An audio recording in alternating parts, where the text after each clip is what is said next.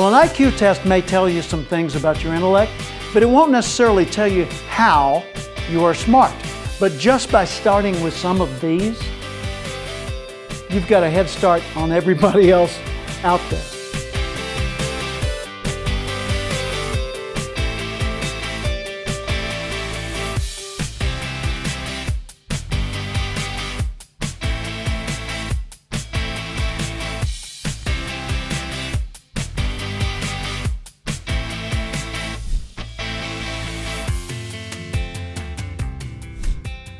Hi, I'm Jim Cathcart. I wrote a book called The Acorn Principle. And when you think about an acorn has three parts. It has a stem, a cap, and a seed. And the stem connects the acorn to the tree. Through that stem comes the legacy of all the oaks that ever existed before that acorn. All of their imprint is passed along through the years into that little acorn. And an acorn, of course, is a seed of potential of future oaks. But the acorn has, through that stem, a cap and then a seed. Well, the cap holds on to the seed until it's ready to grow on its own. So the cap would represent, in your life, your coaches, your mentors, your parents, your role models, the people you look to for examples.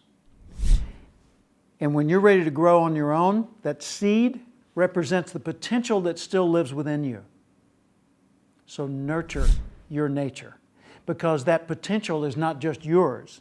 You are the beginning of a legacy that goes for years and years beyond your existence. So think of this. Here's the acorn principle. The seed of your future successes already, right now, lives within you. What you do with your life matters a lot.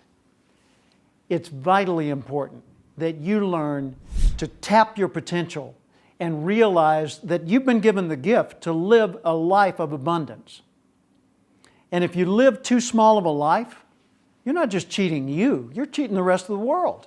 See, you've got a role to play here. You've got the opportunity to touch the world in ways that will make a positive difference.